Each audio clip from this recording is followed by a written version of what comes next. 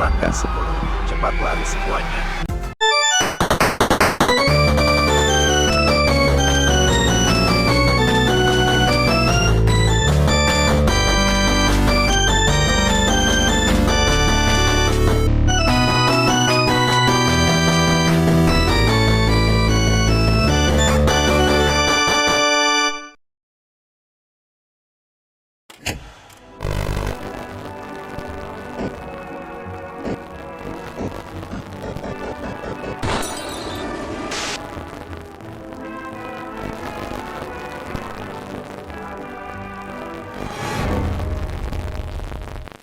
Langkah 1, kamu ditendang dari rumah karena nilai ulanganmu jelek. Kalau mau sukses tuh nilai harus 100 dan pintar. Jadi pintar itu wajib, kalau jadi bodoh tuh haram.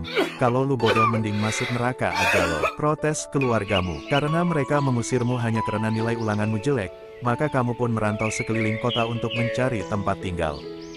Langkah 2, jadi pengemis. Saat menjadi pengemis, tak ada satupun yang memberikanmu uang, karena di sini tempatnya sepi. Langkah 3, jadi pengemis di tengah kemacetan palang pintu, tapi tetap saja tak ada yang memberimu uang. Tapi, saat di tengah kemacetan, kamu melihat ada seorang kakek yang sedang berjualan tisu. Langkah 4, bantu kakek itu berjualan tisu dan dia menerima bantuanmu.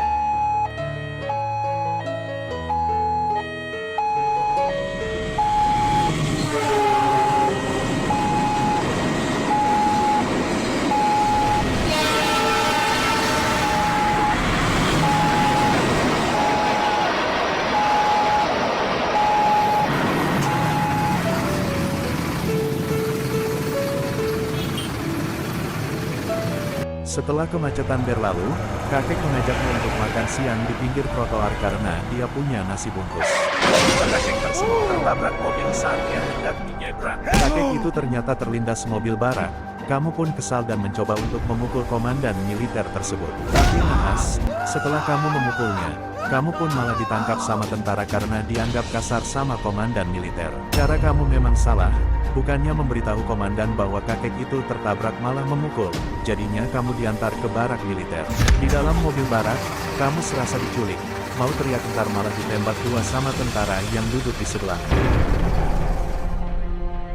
Kamu pun tiba di barak terus kamu ditendang untuk berbaris cepat. Suasana di dalam barak terlihat mencekam. Kamu lihat ada anak-anak pelajar yang diantar orang tuanya ke barak, pelajar yang pingsan dan masih banyak lagi. Langkah 5, antri ganti baju seragam militer sambil dijaga tentara biar gak ada yang kabur.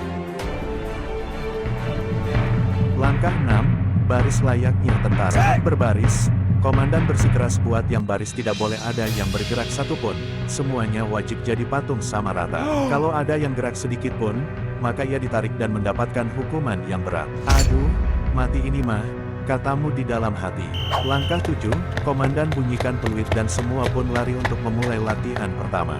Latihan pertama, semuanya wajib melompati setiap ban kalau yang terjatuh ke air maka akan mendapatkan hukuman yang lebih berat lagi. Langkah 8, pasrah saja, yang penting kamu bisa melakukannya. Latihan kedua, semuanya wajib memanjat jaring sampai bisa ke atas sana. Kalau gak bisa, maka dia akan mendapatkan hukuman yang lebih berat daripada yang biasanya. Saat kamu mendadak berhenti buat manjat, kamu malah didorong paksakan supaya cepat-cepat memanjat jaring itu.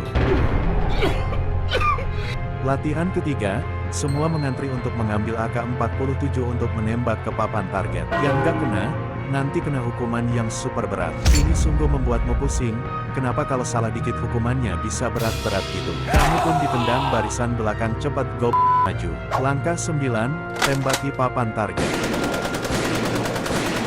Latihan keempat, komandan menaruh granat kalau granatnya nyala semua wajib menjauh. Langkah 10, cepat lari semuanya. Suasana pun menjadi panik. Semua berhasil menghindar tapi sayangnya, ada 14 pelajar yang tewas terkena ledakan granat lalu mereka dibawa ke ruang UKS militer. Yang terkena ledakan granat banyak yang terkena luka bakar dan yang parahnya lagi ada yang tewas. Dan di sisi lain, ada yang dihukum berat dan mengerikan bagi yang tidak mampu atau melanggar. Mereka dihukum push up 300 kali atau 700 kali. sampai ada yang lomba berenang di sungai yang penuh ikan piranha. Ini membuatmu trauma, jadi kamu memutuskan untuk kabur dari barak.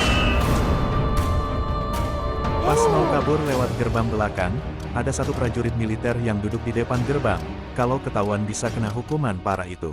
Langkah 11, lempar batu ini ke semak-semak. Berhasil, suara semak itu membuahkan perhatian dari prajurit itu. Dan di belakangnya kamu memanjat gerbang supaya bisa lolos. Kamu terjatuh dan kamu berteriak sampai kedengaran. Gara-gara jatuh, kamu ketahuan prajurit dan dia pun akan membunyikan bel darurat agar kamu yang mau kabur dicindung satu barak. Langkah 12, cepat kabur dari barak ke tempat yang sangat jauh. Kamu melihat ada truk galon yang akan segera berangkat, maka kamu pun naik ke dalam angkutannya dan berharap truk ini pergi keluar kota. Jangan lupa sembunyi di balik galon, agar truk ini tidak dibuntuti oleh mereka. Ketika komandan tahu kalau kamu kabur, komandan menyuruh tentara lain untuk pergi mengejarmu. Namun, ketika ia melihat mobil pickup galon ini, komandan yakin kalau kamu ada di situ. Kamu senang kalau ini adalah jalan menuju luar kota. Tapi, sebelum keluar kota, truk ini berhenti sementara karena macet di perlintasan kereta api.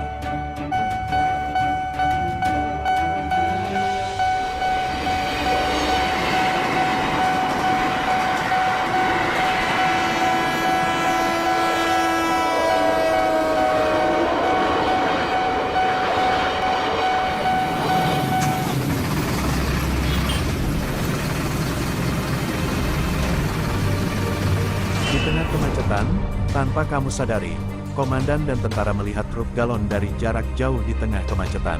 Komandan pun jalan kaki menuju truk galon itu untuk menciduk kamu yang ada di dalam. Akhirnya komandan tahu kalau kamu benar berada di sini. Dia menyuruhmu buat turun, tapi kamu tidak akan turun selama dia menyuruhmu. Oleh karena itu, komandan pun memutuskan untuk masuk ke dalam truk galon ini supaya dia berhasil menangkapmu.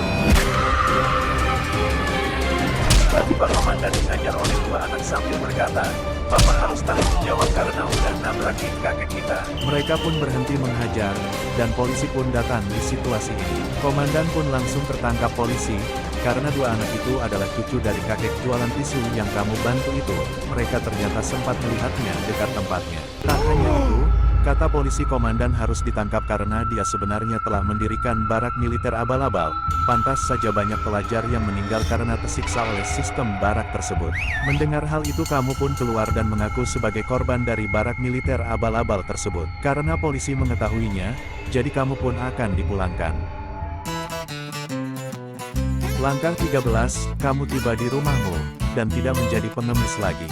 Tapi tetap saja, meskipun kamu bisa pulang ke rumah, orang tua mencoretmu dari kakak karena sudah jadi pengemis dan tidak akan bisa tinggal di rumah lagi. Komandan buka mata, dan kenapa dia diikat di sebuah hutan malam-malam ini? Ini adalah vonis hukuman mati bagi para pejabat abal-abal. Moral dalam insiden, sikap tegas itu bermanfaat, namun jika hal itu dilakukan secara berlebihan, maka hanya menimbulkan mudarat saja.